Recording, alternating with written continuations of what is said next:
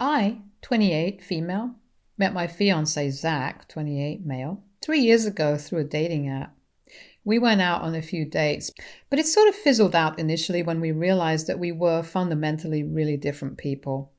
He was more of a social person and mostly wanted to go to bars and clubs, but I liked a quieter life. No hate against the people who live the party lifestyle, but it just doesn't work for me. Also, he's the heir to his dad's business, so it's not like he has to worry about his career, whereas I did, so I ended up ghosting him after the first few dates. However, we reconnected later when we met again at a friend's birthday party a few months later, and there we ended up spending all our time together at the party and we left as friends. Soon enough, he asked me out again, and this time I decided to give him a real chance instead of just giving up because of our differences like I did the first time around. And we ended up getting pretty serious, as you guys must have realized by now. He and I still were very different people, but we did love each other, and I believed that that would be enough for our relationship to work.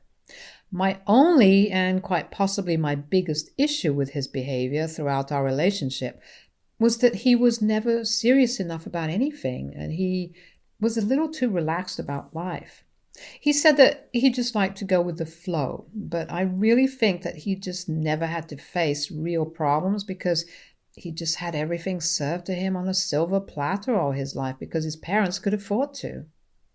Meanwhile, I'd had to work for everything that I had because my parents were both high school teachers and did their best to raise me. But of course, I wasn't as rich as Zach was, and I don't mind it. My parents did their best, and I'm proud of them, and also myself, because I work for everything that I have. I'm a dentist, and I lead a nice life, so I have no complaints about how my life turned out, and I'm grateful to my parents for doing their best. Zach obviously had a very different childhood as compared to mine, which I already spoke about, and as much as I'd hate to admit this, up until a few days back, I'm afraid it's true that his lifestyle has made him lazy. And he takes everything for granted. We moved in together 1 year after dating, and I realized that Zach hadn't grown up at all and still believed that playing video games all day, going to the gym occasionally, and partying every weekend was okay. He'd go to work twice a week only if he felt like it. He'd work at home the rest of the week and sometimes wouldn't even do that. And there were no repercussions for it because, of course, his dad owned the company and nobody could say jack to the boss's son. He was out and out a product of nepotism, and he was proud of it too. He didn't hesitate to play that card at work either and got paid every month for doing practically nothing. His dad was still working, and he'd reassure Zach that no matter what happened, he'd still inherit the business, and he was sure that Zach would do a great job of running it, as smoothly as he was, even though Zach didn't even bother to show up for work and barely had any real-life experience. I don't think a business degree is as good as experience, but that's just my opinion. I did try to talk to Zach about it a couple of times, but he told me that as long as he got paid, I didn't need to meddle in his professional life. To be fair, he did have a point because he was bringing home the money, so I couldn't really complain about him not contributing because he actually was. The only problem was that I knew that he wasn't doing anything to deserve it, and that bugged me a little. But at the end of the day, he was still earning. And I didn't want to fight with him pointlessly, because if his dad was okay with this arrangement and he was okay with this arrangement, then who am I to disagree? So I let it go on and tried my best to ignore their strange working arrangement. My parents were in their early 50s now, so I was trying to support them a little because it was the right thing to do, and also because I wanted to. Most importantly, at this point, I could afford to help them out so they could save up for their retirement. Zach and I kept our finances separate, so I didn't think it was important to tell him what I did with my money, since he never told me what he'd do with his. As long as all our bills were paid, I didn't think it mattered what we did with our hard-earned money. At least in my case, it was hard-earned. So anyway, I'd pay off a couple of my parents' bills every month whenever I could, and even though they asked me not to, I'd do it because I liked knowing that I was helping them out. I didn't think anyone would have a problem with this, but then a couple of months ago, Zach brought it up with me when he found out that I'd paid my parents' electric bill for the month. My parents had been visiting the day before and they just brought it up conversationally, and I didn't think it was a big deal, but I think Zach didn't feel the same way about it. He told me that I should have discussed this with him first and then said that now I must ask him before I send any money to my parents. I didn't take that well at all, and we got into a fight over what he said because I don't think I owe anyone an explanation as to what I do with my own money. I worked for it, I earned it, and so nobody else but me gets to decide what to do with it. I've not asked him what he does with his money either and how he spends it, so neither should he have a say in what I do with my money, especially when I'm not even wasting it on buying my friends drinks at the bar every weekend. And also, as a dentist who works in a really well-known hospital, I can afford to help my parents out, so I didn't appreciate him telling me to ask him before I did whatever I had to do.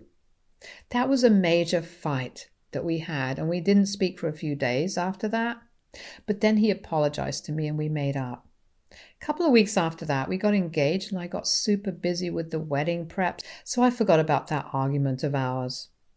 It's been 6 months since we got engaged and we were supposed to get married this week, 3 days back. It didn't happen because the night before we were supposed to get married, Zach came to me with a document and asked for my signature on it. We'd planned to stay separately until the ceremony, so he was about to check into a hotel nearby, leaving me alone at home, and told me that I needed to hurry. He seemed kind of uncomfortable with the whole thing and was trying to rush me through it and get me to sign as soon as I could, but I'm not stupid. I wasn't going to sign anything without knowing what I was getting myself into. And so I read through the document. At first, I thought it was a prenup or something, but while reading, I realized that this contract was about something else altogether, and it was a lot more disturbing when I had that realization. It was a contract that said that after I got married, I would not use my money to fund my parents or any other member of my family, and that if I was ever to get pregnant and have children, they were never to be left with my parents unsupervised until they reached the age of 18. It also said that if Zach or my in-laws deemed it necessary, then I might even have to go no contact with my own family. I don't think I still have words to express exactly how I felt at the time when I went through that contract and I could only stare at Zach with an open mouth. I think a brutal prenup would have been less offensive because at least then he would have been trying to protect his own wealth. The contract that he'd drawn up just made it look like my parents were greedy and untrustworthy vultures waiting to pounce at the slightest opportunity to extort money out of me, which was not the case at all. I think I didn't say anything for about a minute after reading that contract, and I just kept staring at it, trying to make sense of it. Zach tried to explain to me that the reason he and his parents had thought that this was a necessary measure to take was because of the argument regarding my parents' bills that I'd paid. He believed that this could take a really bad turn with time because soon enough, his dad was going to retire and he'd been running the business, which meant a significant raise in his income, and he didn't want my parents to think that they were entitled to any sort of monetary help from either of us at any point, and this contract was supposed to make sure of that. The clause about our future children was something he'd added just in case my parents decided to use our kids against us. And the last one was just for worst case scenarios, but he told me not to worry about that because he hoped that things would never have to come to that at all.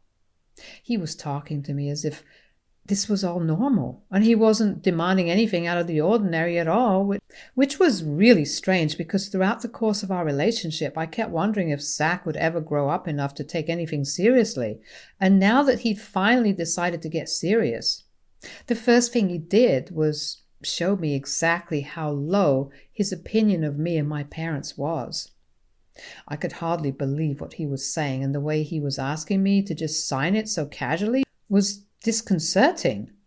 I was livid, but instead of throwing it at his face right then, I decided that I was going to wait it out and insult him in a much worse way than he or his parents could even imagine. So I decided to sign it, but I also told him that I wanted to keep that copy with myself for the time being. He was just so thrilled that I decided to sign it that he didn't even question me as to why exactly I wanted to keep it with me, and just left after that.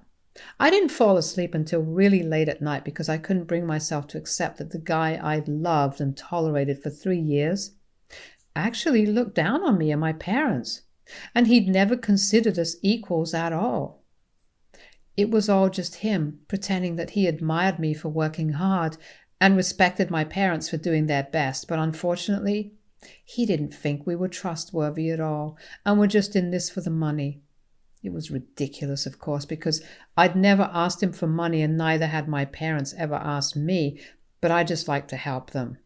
And as for Zach, he'd never given me as much as a dime, so I don't know what he was so paranoid about. It was disgusting, and my anger and frustration at my decision to stay with Zach despite his refusal to grow up. The entire night, I struggled to come to terms with the contract, and I just kept reading it over and over again because there was just no way that Zach and his parents had actually drafted something like this and then believed that it was appropriate to ask me to sign this, as if it was just no big deal. To say that I was furious would be an understatement, and I felt like I really had to get my revenge and make sure he and his parents felt just as awful and humiliated as they'd made me feel. So the next day, the day of my wedding, I did everything I was supposed to and pretended it was all fine. Then, finally, after I'd walked down the aisle and it was my turn to say my vows, I asked my maid of honor for my purse and brought out the contract to read it out. Everyone looked confused and thought that I must have written my vows down, but my almost in-laws and Zach were the only ones who looked alarmed because they knew what was coming now, and they'd guessed it right because instead of saying my vows, I began reading the contract out loud for everyone to hear and went through all the clauses extra carefully and then announced in front of all the guests that this was what Zach had made me sign the previous night. But unfortunately, I was not that in love with him either, and I could finally see him for the man-child that he was, and his parents for the privileged douchebags that they were. Then I finally ripped that contract up into tiny little pieces as aggressively as I could and then flung it right at Zach's face. It was very dramatic for my taste, but it was also really, really satisfying and low-key to watch him back up in surprise and try to spit out one piece of paper that had accidentally ended up in his mouth somehow. As he spluttered and tried to call me back, I grabbed my parents' hands and walked out with them in tow and my head held high. I'm not a generally arrogant person, but in that moment, I swear I actually felt like the most powerful person alive. I didn't look back to see the chaos that ensued because I got into my parents' car and drove us home. Their home, my childhood home. It was a quiet ride home and none of us said much, but I could hear my mother crying in the back seat and my father trying to shush her. After we got home, I changed into something more comfortable and erased any trace of makeup I had on my face, and only then did I finally sit down with my parents to talk to them about what actually had happened. But before I could explain, they were the ones who sat me down and told me that they were incredibly proud of me and couldn't believe that they'd raised a daughter like me. Or at least my dad said that. My mother was too busy crying for me to be able to make out her words, but she was nodding along, so it's safe to assume that she agreed with what my dad said. I was happy that they were proud of me because honestly, that's all the validation that I needed. It had been really tough for me to give up on my 3-year relationship because more than loving him, I was used to having him around and being with him. Zach and I didn't always have a bad relationship all the time, and we'd also shared a really good bond, which is why I stuck around for so long and waited for him to change. But that contract was the last nail in the coffin. I couldn't get married to him after that, knowing that he had no respect for my parents. I didn't even expect him to love them, but respect was the bare minimum, and if he couldn't even offer them that, then we definitely weren't right for each other. I've been staying at my parents' place since then, the evening of my almost wedding day, Zach called me up and cussed me out, but I didn't mind because I knew that I'd humiliated him much worse than anything he'd be able to do to me. So now, it really didn't matter how angry he was or how insulted he felt because that was the intention. I wanted him to feel the way he'd made me feel, and I think I'd succeeded on that front. But the real reason I'm here is because yesterday I received a tearful voice note from my almost mother-in-law accusing me of making a mockery of her and her family publicly, which was unfair according to her, since the contract that they'd presented had been in private. And if I'd felt that offended by the contract, then I should have just rejected it then and there instead of taking things so far and being so dramatic.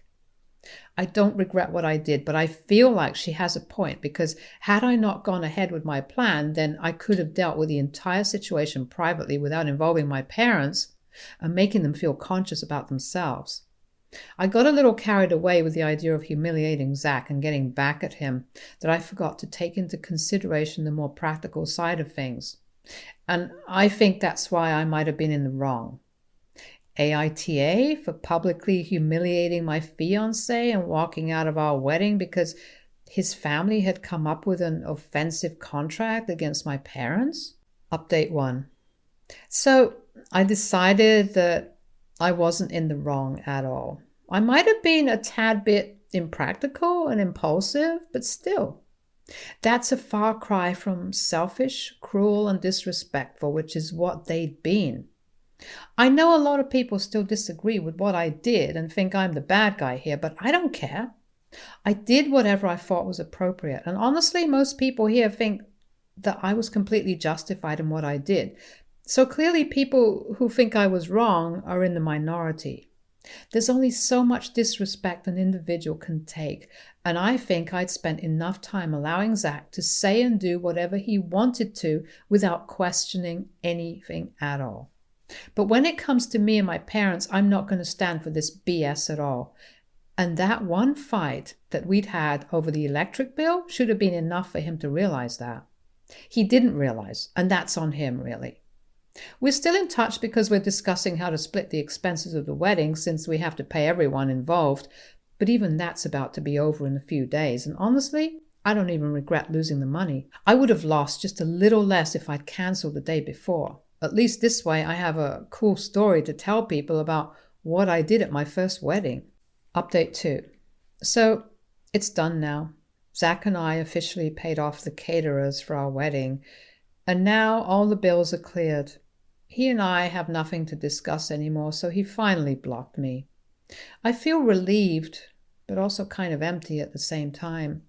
I think that's just because I'd spent so many years believing that I loved him and he loved me that now I no longer know what to do without him. I know I'll find my way out of this as well, but it just feels really weird and numb. I've been riding the high of my dramatic exit and all the "you're so fabulous" texts that I'd been receiving for the past week and a half. But now that that's dying down, I'm finally beginning to process the gravity of what happened, and I must admit, it's not a very nice place to be. Part of me wants him back, and I'm almost ashamed of it, so I'm sharing it with you guys so I feel less lonely since I can't exactly talk about this to anyone I know in person. I could, but it'd feel weird, and I don't want to make anyone feel awkward or uncomfortable, so any advice on how to deal with a heartbreak like mine is welcome. LOL. Update 3. Hey, people of Reddit. It's been about a month since I walked out of my wedding, and I'm doing better now. Last week, I finally went back to our old house to pack my things up. Zach wasn't at home, but a friend of his was and let us in. It felt weird knowing that I wouldn't be coming back there anymore, and that was my last trip to the place I'd called home for so long. My friend and I packed up and left as soon as we could because I didn't want to get emotional and end up crying in front of other people. Zach's friend, who was staying there with him at the time, did hand me a note before I left, though. It was kind of bittersweet because it was an apology for what he'd done and how he treated me because he'd always known that I'd been even-tempered and shy. So things must have been pretty bad for me to throw a public fit like that. And yes, that was entirely true, but I'm glad he realized his mistake and apologized for it. He also said a couple of other things, like he wanted us to meet again sometime in the future, when both of us would be in a better space, because he thinks that both of us were immature in the course of our relationship and acted like juvenile teens. We cared more about being in a relationship than about each other, and I suppose he's not wrong. But it stung to read all of it and realize that even I'd messed up on some level. I don't think it's likely that we'll ever get back in touch or fall in love with each other again, but it's sweet that he apologized to me. That's really all that I can say, because despite this apology, I still can't change the past and fix our relationship because the damage is done now. I'm sad that we ended on such a terrible note, but I'm also looking forward to a better life now that I'm single. I'm obviously not going to be dating anyone for quite some time and focus only on myself and improve myself so that I don't end up making the same mistakes that I made with Zach. I've rented a new apartment near my parents' place so I can just visit them if I feel too lonely.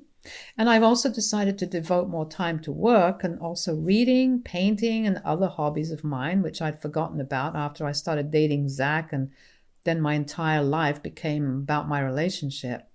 But that's going to change now, and I'm looking forward to that change. I don't know what the future holds for me, but I'm glad that I have supportive parents, empathetic friends, and a steady job to keep me sane. Stay tuned for more stories from our girl relationships.